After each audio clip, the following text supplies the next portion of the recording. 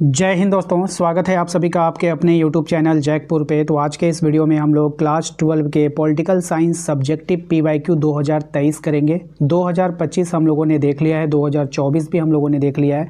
यदि आपने नहीं देखा है तो आप प्लेलिस्ट पर जाकर उसको ज़रूर देख लीजिएगा। ऐसा इसलिए मैं कह रहा हूँ क्योंकि आपके एग्ज़ाम में प्रीवियस ईयर के क्वेश्चन बहुत पूछे जा रहे हैं। अभी तक जितने भी एग्ज़ाम हुए हैं सब में प्रीवियस ईयर के क्वेश्चन बहुत पूछे गए हैं। और आपके मन में सवाल आता होगा तो भैया इतना लास्ट समय में हम आपका वीडियो क्यों देखें। आप हमारा वीडियो इसलिए देखिएगा क्योंकि हमारे वीडियोस के माध्यम से आपको जाते वक्त यानी कि आखिरी समय में रिवीजन हो जाएगा और इतनी आसान और सरल भाषा में हम आपको समझाते हैं कि आप बस उसको देख करके जाइए और खुद से अप्लाई करके लिखने का कोशिश कीजिएगा। ठीक है, आप एक दो क्वेश्चन देख लो, आपको खुद मज़ा आने लगेगा और आप पूरा वीडियोस देखोगे। ठीक है, तो वीडियो को लाइक कर देना है। चैनल पर जो लोग पहली बार आए सब्सक्राइब कर लीजिएगा, बेल आइकन को प्रेस कर लीजिए ताकि आने वाली हर एक वीडियो का नोटिफिकेशन मिले। इसके अलावा आप हमारे दिए गए नंबर पर एक मैसेज करके व्हाट्सएप ग्रुप जरूर ज्वाइन कर लीजिएगा।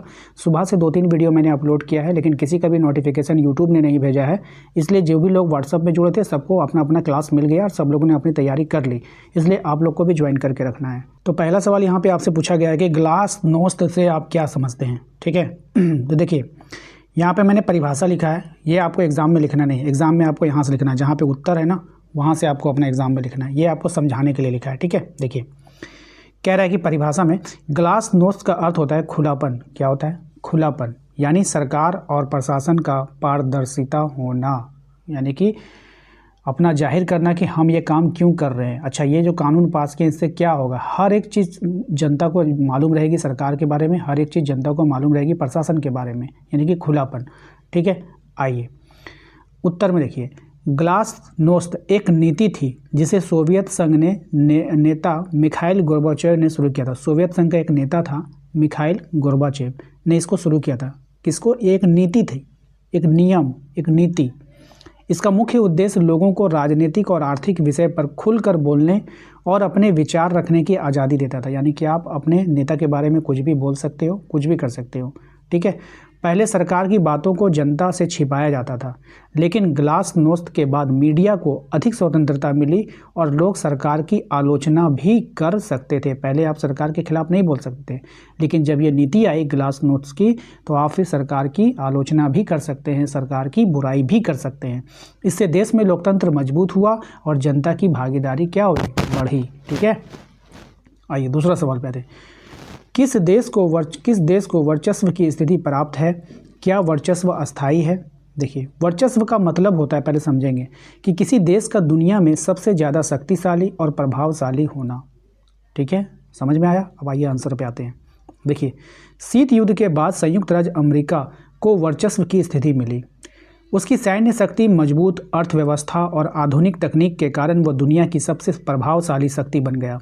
लेकिन वर्चस्व अस्थायी नहीं होता। समय के साथ अन्य देश जैसे चीन और रूस भी मजबूत होते रहे हैं। अंतर्राष्ट्रीय राजनीति बदलती रहती है, इसलिए कोई भी देश हमेशा के लिए सबसे शक्तिशाली नहीं रह सकता। ठीक है, सही बात है भाई। कोई देश का साइंटिस्ट इतना डेवलपमेंट हो जाएगा कि अमेरिका से ज़्यादा हथियार बना लेगा, तो क्या वो ताकतवर हो जाएगा? नहीं, फिर वो हो जाएगा ताकतवर। जैसे रशिया भी कमज़ोर नहीं है। ठीक है, एशियान की स्थापना कब हुई और इसके प्रारंभिक सदस्य कितने थे? सबसे पहले समझते हैं कि एशियान होता क्या है।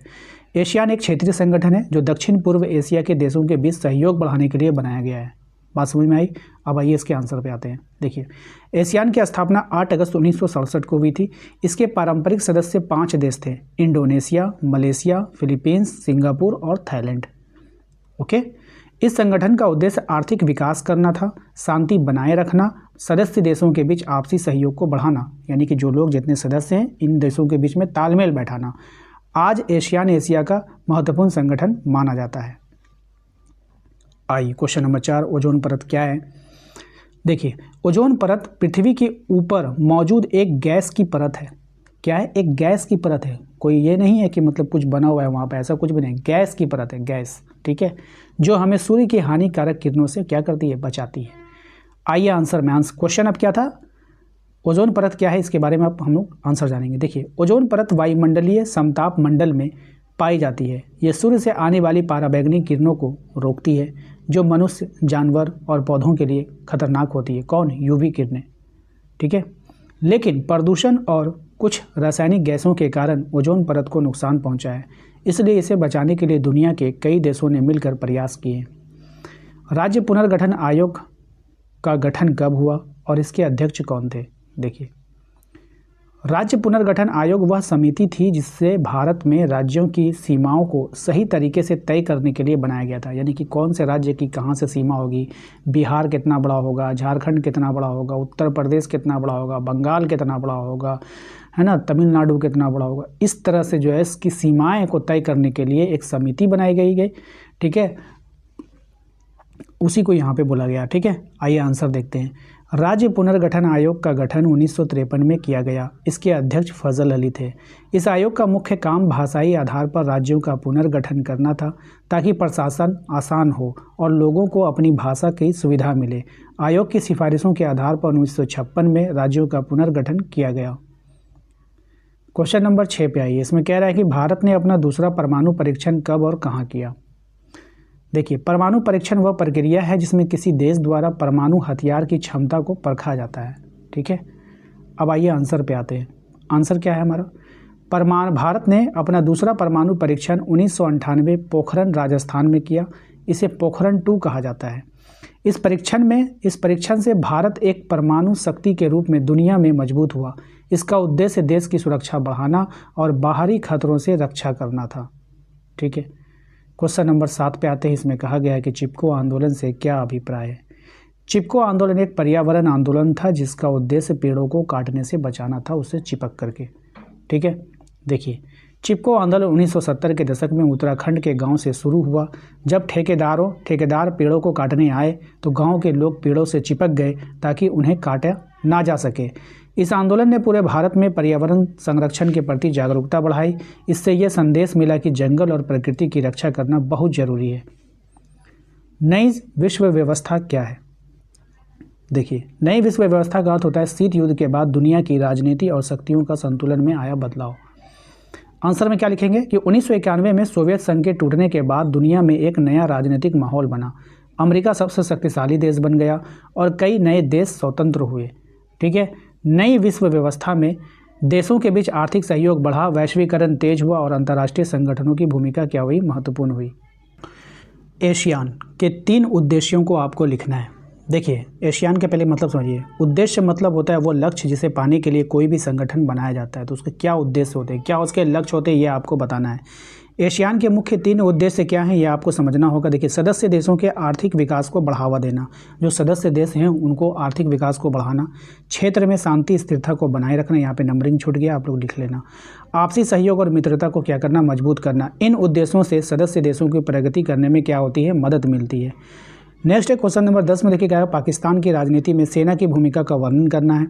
परिभाषा, सेना की भूमिका का मतलब समझना है कि देश की राजनीति और शासन में सैन्य बल का प्रभाव, यानी कि सेना अब उसमें हस्तक्षेप कर लेगा, सेना ही देश को चलाएगी। ठीक है, तो ये होता है। देखिए, पाकिस्तान में सेना का राजनीति पर काफ़ी प्रभाव रहा है। वहाँ कई बार सैन्य तख्तापलट हुआ है और सेना ने सीधे शासन संभाला है। सेना खुद को देश की स्थिरता और सुरक्षा का रक्षक मानती है, लेकिन बार बार सेना के हस्तक्षेप से लोकतंत्र कमज़ोर हुआ है। इससे राजनीतिक अस्थिरता भी क्या हुई है? बढ़ी है। क्वेश्चन नंबर 11 में आते हैं। कह रहा है कि संयुक्त राष्ट्र संघ के महासचिव के क्या कार्य होते हैं? देखिए, महासचिव संयुक्त राष्ट्र संघ का सबसे प्रमुख प्रशासनिक अधिकारी होता है। ठीक है, अब इसके बारे में, इसके कार्य के बारे में पूछा है तो आंसर देंगे। महासचिव के जो कार्य होते हैं वो विश्व शांति बनाए रखने का प्रयास करना, अंतर्राष्ट्रीय विवादों में मध्यस्थता रखना, संयुक्त राष्ट्र संघ की बैठक का संचालन करना, वैश्विक समस्याओं पर ध्यान आकर्षित करना। ठीक है, ये सब इसके कार्य हैं, ध्यान रखिएगा। इस प्रकार महासचिव दुनिया में शांति और सहयोग बढ़ाने में महत्वपूर्ण भूमिका निभाता है। नेक्स्ट है वैश्वीकरण के आर्थिक पक्ष से आप क्या समझते हैं? देखिए, वैश्वीकरण का आर्थिक पक्ष का मतलब है दुनिया के देशों के बीच व्यापार और निवेश को बढ़ाना। मैं सबकी परिभाषा में इसलिए लेकर आया हूँ कि आप क्वेश्चन नहीं समझोगे ना तो फिर आंसर भी समझ में नहीं आएगा। तो ऐसा मुझे एहसास हुआ कि मुझे क्वेश्चन भी समझाना चाहिए, तो इसलिए मैंने अलग से सारे क्वेश्चन की जो परिभाषा है वो मैं लेकर के आया हूँ। उसके बाद मैं उत्तर आपको देता हूँ। ठीक है, ताकि आपको पहले क्वेश्चन समझ में आए कि क्वेश्चन बोल क्या रहा है। देखिए, जब कोई देश अपनी अर्थव्यवस्था को विदेशी व्यापार और कंपनियों के लिए खोलता है तो उसे आर्थिक वैश्वीकरण कहते हैं। इससे वस्तुओं, सेवाओं और पूंजी का आदान प्रदान आसान हो जाता है। इसी के कारण रोजगार के अवसर बढ़ते हैं और नई नई तकनीक आती है, लेकिन स्थानीय उद्योगों को प्रतिस्पर्धा का सामना करना पड़ता है, यानी कि कंपटीशन का सामना करना पड़ता है लोकल उद्योग को। जब बाहरी कोई कंपनी हमारे देश में आ जाएगा तो हमारा जो लोकल कंपनी है उसको उससे कंपटीशन हो जाएगा। बात समझ में आए कि नहीं। क्वेश्चन नंबर 13 कह रहा है भारत के चुनाव आयोग के गठन एवं कार्यों पर प्रकाश डालिए। जो चुनाव कराता है चुनाव आयोग। चुनाव आयोग एक स्वतंत्र संस्था होती है जो भारत में निष्पक्ष चुनाव करवाती है, यानी कि वो किसी का मतलब कि ना साथ रहेगी ना किसी का भेदभाव रहेगी, बस उसका काम है इलेक्शन को करवाना। कौन जीते कौन हारे वो आपकी किस्मत जाने। ठीक है, आइए। भारत के चुनाव आयोग की स्थापना 26 जनवरी 1950 को हुई थी। इसका उद्देश्य देश में स्वतंत्र और निष्पक्ष चुनाव कराना है। मुख्य कार्य क्या है। चुनाव आयोग और चुनाव का आयोजन निगरानी करना इसका मुख्य काम होता है। मतदाता सूची तैयार करना, राजनीतिक दलों को मान्यता देना, चुनाव आयोग आचार संहिता लागू करना। इससे लोकतंत्र मजबूत होता है और जनता को सही प्रतिनिधि चुनने का अवसर मिलता है। आइए क्वेश्चन नंबर 14 में आते हैं। कह रहे हैं कि हरित क्रांति के सकारात्मक प्रभाव को लिखें, यानी कि पॉजिटिव लिखना है। सबसे पहले हरित क्रांति के बारे में जानते हैं। हरित क्रांति वो बदलाव था जिससे आधुनिक तकनीक के उपयोग से कृषि का उत्पादन बढ़ाना, इसी को बोलते हैं हरित क्रांति। बात समझ में आई। हरित क्रांति से भारत की कृषि में बड़ा परिवर्तन आया। इसके सकारात्मक प्रभाव क्या हैं। अनाज का उत्पादन में भारी वृद्धि हुआ, देश के खाद्यान्न के मामले में आत्मनिर्भर बना, किसानों की आय बढ़ गई, नई तकनीक और उन्नत बीजों का उपयोग बढ़ाया गया। इससे भारत में खाद्य संकट कम हुआ और आर्थिक विकास को बल मिला। इसके पहले वाले PYQ में हमने देखा था कि वहाँ पे हमें इसका नेगेटिव बात भी बताना था, यानी फ़ायदा तो बता दिए, इसका नुकसान भी बताना था। नुकसान में हम लोगों ने क्या देखा था कि हुआ क्या कि कुछ राज्य तो आगे बढ़ गए हैं, कुछ राज्य पीछे रह गए। ये आपको लिखना था बना बना करके। दूसरा क्या था कि मिट्टी की जो उर्वरता शक्ति थी वो कम हो गई। क्यों हो गई थी। अधिक जो है ये लोग खाद इस्तेमाल करने लगे थे, अधिक कीटनाशक का उपयोग करने लगे थे, जितनी भी मिट्टी की उर्वरता शक्ति जो है तेज़ी से कम होने लगी। इसीलिए फिर सरकार ने सोचा कि नहीं, अब हमें देसी उपाय समझना होगा, देसी उपाय लगाना होगा, इन सब उपायों को छोड़ना होगा। क्वेश्चन नंबर 15 पे ये कह रहा है कि भारत और लोकतांत्रिक गणतंत्र नेपाल के संबंधों की विवेचना करना है। पाकिस्तान वाला संबंध मैंने उस पहले वाले वीडियो में दिखा दिया था, अब ये नेपाल वाला संबंध है, देख लीजिए। इसमें परिभाषा की कोई जरूरत नहीं है। भारत और नेपाल के संबंध का अर्थ है दोनों देशों के बीच राजनीतिक, आर्थिक, सांस्कृतिक और सामाजिक जुड़ाव कैसा है आपको बतानी है। ठीक है, आइए। भारत और नेपाल के संबंध बहुत पुराने हैं, मजबूत और मैत्रीपूर्ण रहे हैं। दोनों देशों के बीच खुली सीमा है, यानी खुली सीमा का मतलब कोई भी आसानी से आना जाना कर सकता है, यानी नागरिक बिना वीज़ा के एक दूसरे के देश में आ जा सकते हैं। इससे व्यापार, रोजगार और आपसी संपर्क बढ़ता है। नेपाल पहले एक राजशाही देश था, लेकिन बाद में वहाँ लोकतंत्र स्थापित हुआ और एक लोकतांत्रिक गणतंत्र बना। इस परिवर्तन में भारत ने नेपाल का समर्थन किया। भारत ने नेपाल को सड़क, शिक्षा, स्वास्थ्य और बिजली जैसी सुविधाओं का विकास में आर्थिक और तकनीकी मदद भी दी। सांस्कृतिक रूप से भी दोनों देश एक दूसरे से जुड़े हैं। दोनों जगह हिंदू और बौद्ध धर्म के अनुयायी बड़ी संख्या में हैं और त्यौहार भी मिलते जुलते हैं। हालांकि कभी कभी सीमा विवाद और राजनीतिक मतभेद भी सामने आते हैं, लेकिन बातचीत के माध्यम से उन्हें सुलझाने की कोशिश की जाती है। ठीक है, इस प्रकार भारत और नेपाल के संबंध मित्रता, सहयोग और आपसी विश्वास पर आधारित है, जो दक्षिण एशियाई में शांति और स्थिरता बनाए रखने में मदद करता है। क्वेश्चन नंबर 16 पे आइए। इसमें कहा गया है कि सुरक्षा की गैर पारंपरिक अवधारणा क्या है, व्याख्या करना है। इसका पहले क्वेश्चन समझो। बहुत सा बच्चे बस क्वेश्चन को पढ़ते हैं, आंसर को रटने लगते हैं तोते की तरह, तो ऐसा नहीं होता है। पहले क्वेश्चन आपको समझ में आना चाहिए कि क्वेश्चन ने पूछा क्या है। देखो, गैर पारंपरिक सुरक्षा का मतलब होता है केवल युद्ध और सैन्य खतरे नहीं, बल्कि उन सभी खतरों से सुरक्षा जो मानव जीवन को प्रभावित करते हैं। ठीक है, ये आपका क्वेश्चन हो गया। और क्वेश्चन में बोला था इसकी व्याख्या करना है। देखिए, पहले सुरक्षा का अर्थ केवल देश को बाहरी हमलों और युद्ध से बचाना माना जाता था, जिसे पारंपरिक सुरक्षा कहते हैं। लेकिन समय के साथ ये समझ आया कि लोगों की सुरक्षा सिर्फ सेना से नहीं, गैर पारंपरिक सुरक्षा में आतंकवाद, जलवायु परिवर्तन, महामारी, गरीबी, भूखमरी, प्राकृतिक आपदाएं और मानव अधिकारों का उल्लंघन जैसे खतरे शामिल हैं। ये सब गैर में आता है। ठीक है, बाहरी खतरा से तो आप निपट लोगे, लेकिन जो देश के अंदर खतरा है, जैसे आतंकवाद, कोई छिपे हुए आतंकवादी होता है, उससे खतरा है। जलवायु परिवर्तन हो गया, एक बैग भूकंप आ गया, भूस्खलन हो गया, इससे भी खतरा है। एक बैग महामारी जैसे कोरोना फैल गया देश के अंदर, उससे भी है। गरीबी सबसे बड़ा प्रॉब्लम है। भूखमरी छाया हुआ है, इससे भी प्रॉब्लम है। प्राकृतिक कोई आपदा आ गया, भूकंप आने लगा, सुनामी आ गया, बाढ़ आ गया, मानव अधिकारों का कहीं पर उल्लंघन हो रहा है, जैसे ये खतरे शामिल हैं। ये सब किस में आते हैं? गैर पारंपरिक में आते हैं। अब पारंपरिक तो खुला दुश्मनी हो गया भाई, तुम हमको मारोगे तो हम भी तुमको 2-3 गो मिसाइल छोड़ देंगे तुम्हारे ऊपर, ठीक है। तो ये खुला हो जाता है। बात समझ में आया कि नहीं? तो ये समस्याएं सीधे लोगों के जीवन को प्रभावित करती है, इसलिए इनसे बचाव जरूरी है। इस अवधारणा का मुख्य उद्देश्य मानव सुरक्षा है, इंसानों की सुरक्षा है, यानी हर व्यक्ति को भय और अभाव से मुक्त जीवन मिले। इसके लिए देशों को आपसी सहयोग बढ़ाना चाहिए और वैश्विक स्तर पर मिलकर काम करना चाहिए। आज के समय में गैर पारंपरिक सुरक्षा बहुत महत्वपूर्ण हो गई है, क्योंकि कई समस्याएं ऐसी हैं जिन्हें कोई एक देश अकेले हल नहीं कर सकता है।